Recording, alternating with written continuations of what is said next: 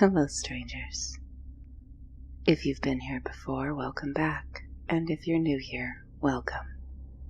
Every Tuesday, and on a few random, special, hidden holidays, I bring you one true scary story, never told anywhere else. This is story number 75. I worked in a combination meat locker and gas station. I guess it started life as just a meat locker, a large refrigerated building that processed meat for sale and provided a place for hunters to bring their kills for someone else to clean and part out. But since there was another, larger meat locker in town, it added on additional services to survive as a business.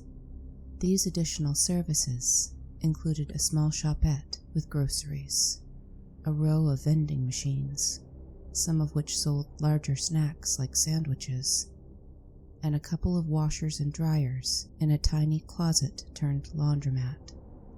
The owner's uncle even hung up his shingle and sold handcrafted fishing lures. In the summer, the back lot was used as a night market, sort of a farmer's market, only with booze slushies. It wasn't a bad place to work, all in all. I mostly just worked in the grocery store at first, slinging cases of natty ice for folks heading out to the lake. However, I did say at first. That all came to a screeching halt when the main meat locker in town closed down, and it closed down the weekend before hunting season. It was pandemonium. All at once I was permanently reassigned to the butcher shop area of the store, and my days went from normal, human operating hours to a start time of 4 a.m.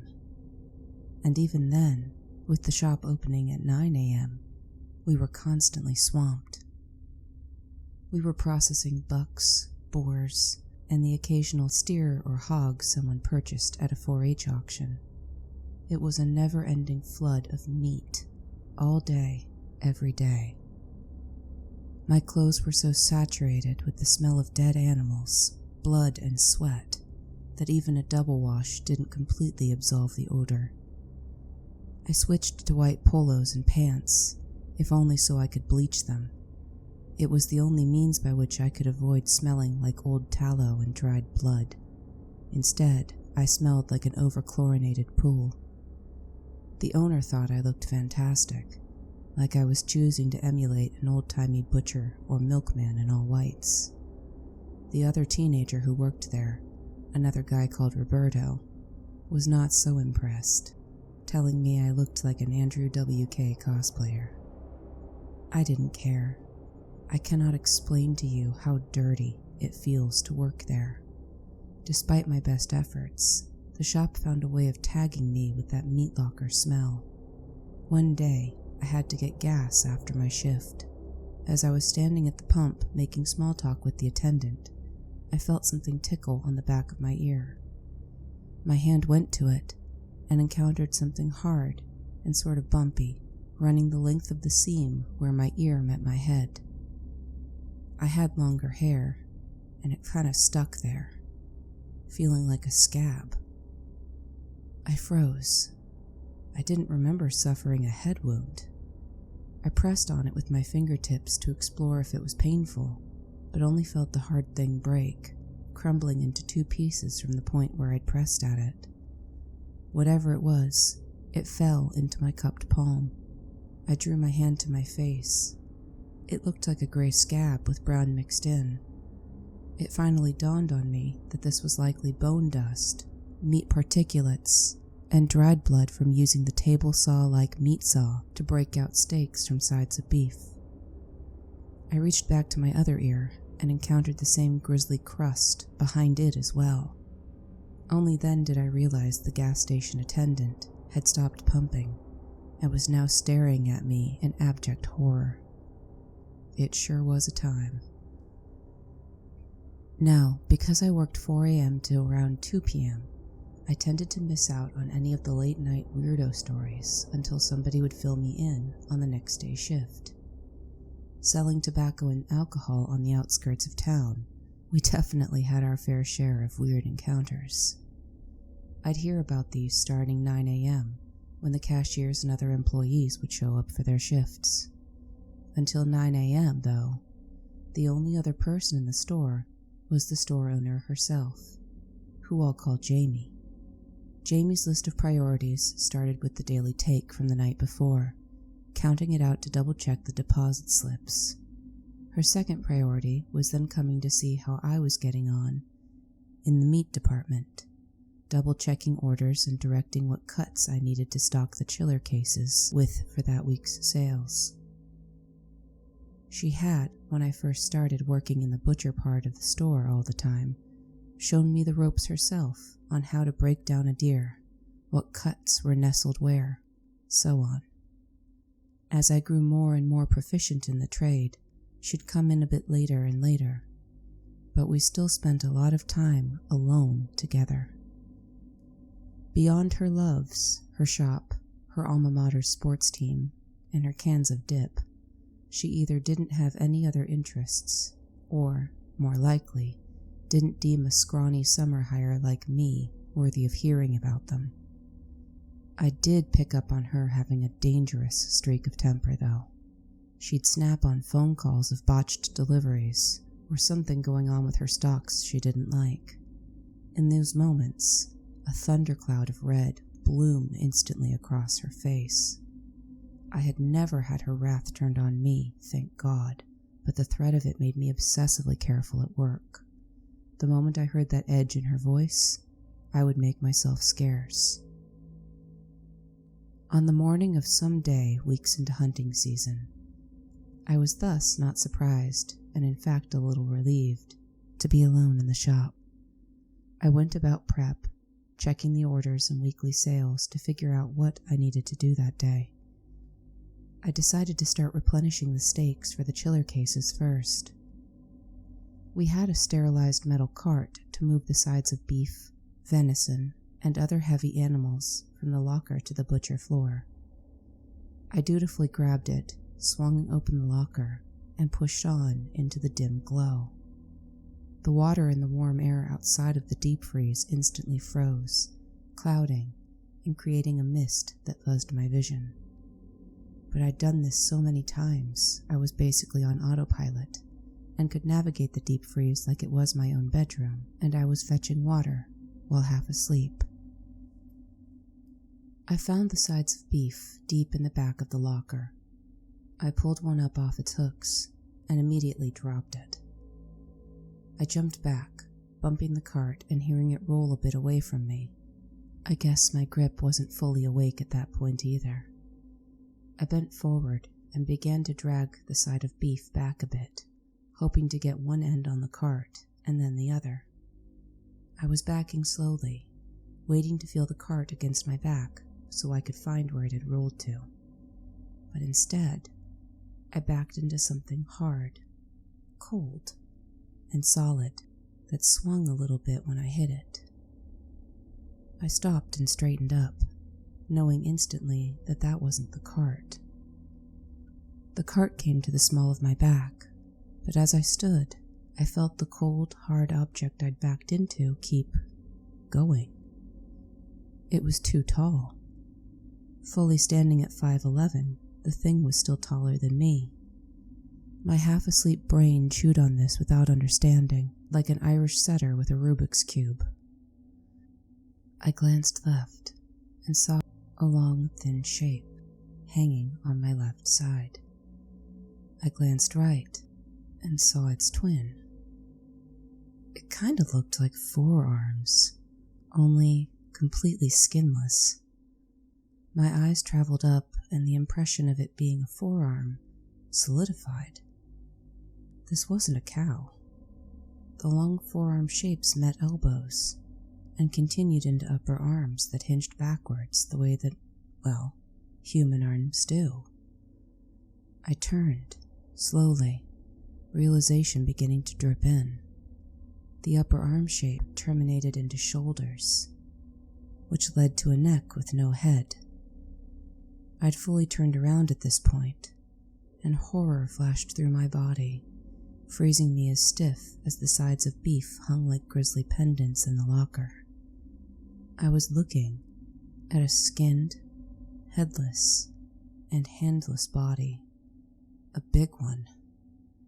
The shock of it sent my knees trembling.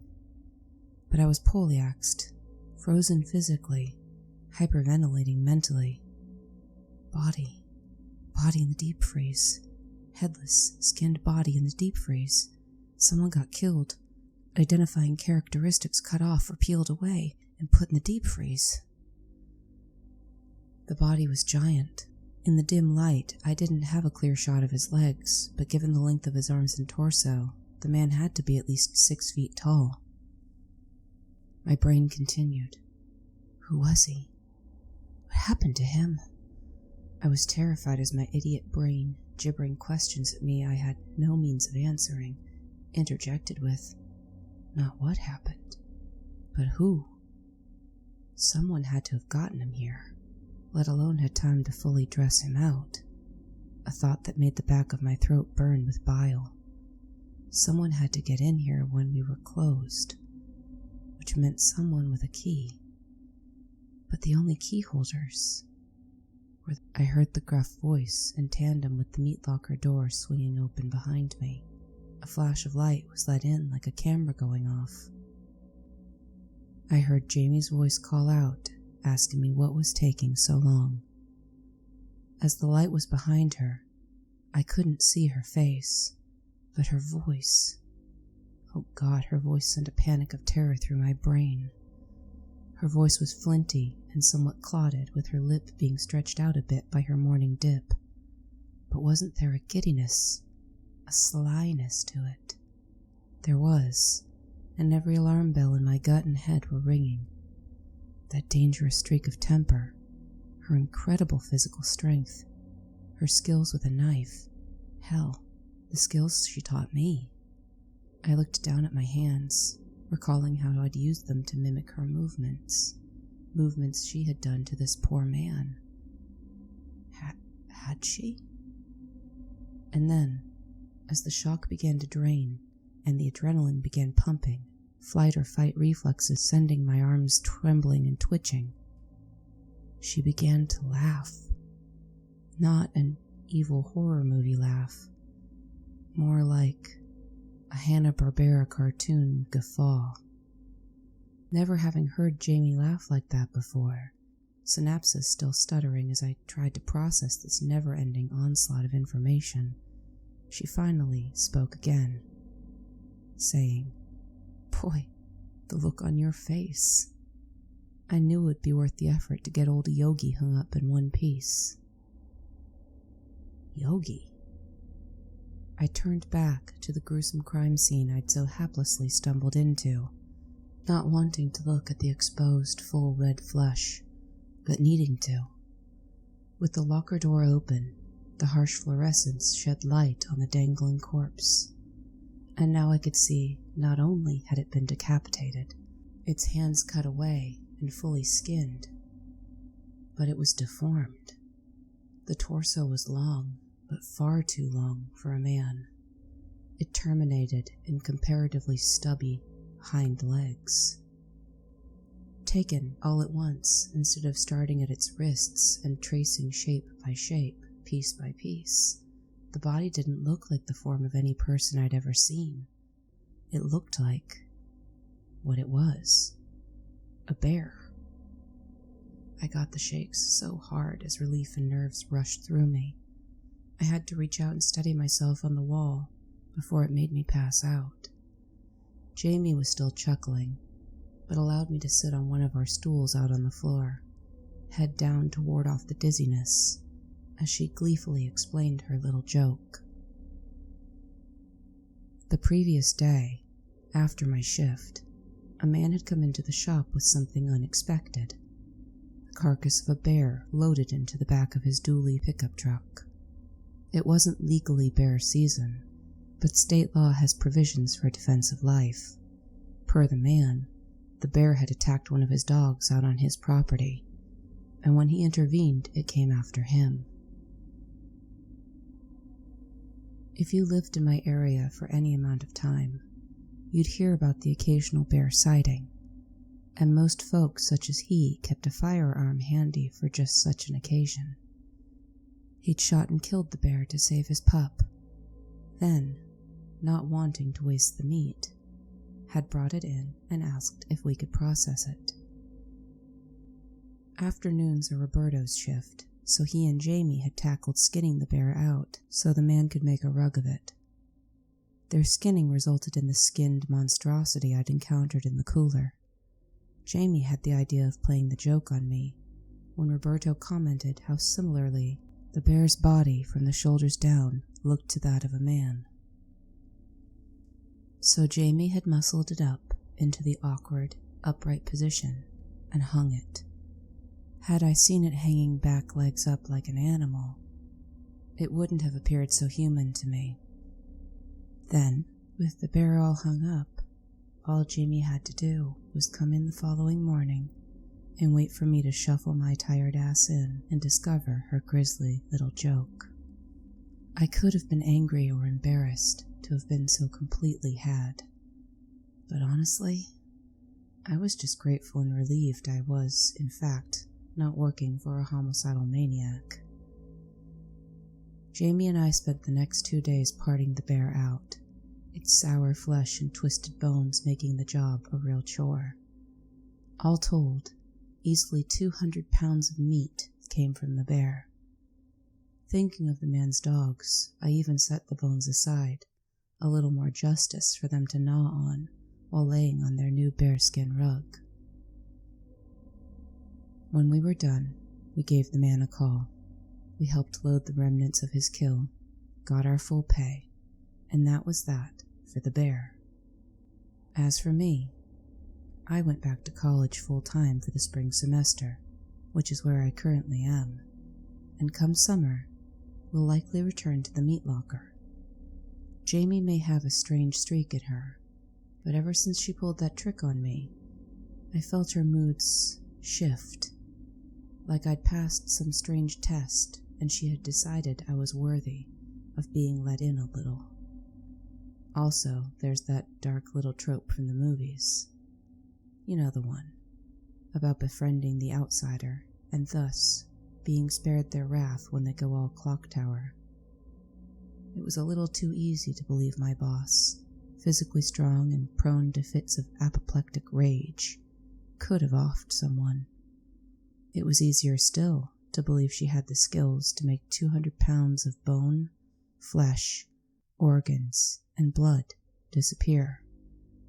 After all, I'd helped her do it once. But I only knew about that one. Had there been others? Who could say? And that was story number 75, from my good friend that, honestly, does look an awful lot like Andrew W.K., which he should consider as a compliment. If you liked the video, please be sure to give it a like. Commenting always appreciated, and subscription if you have the time. But I am just so delighted you were here today. Stay strange, stay safe, and don't feed the bears. Take care, strangers.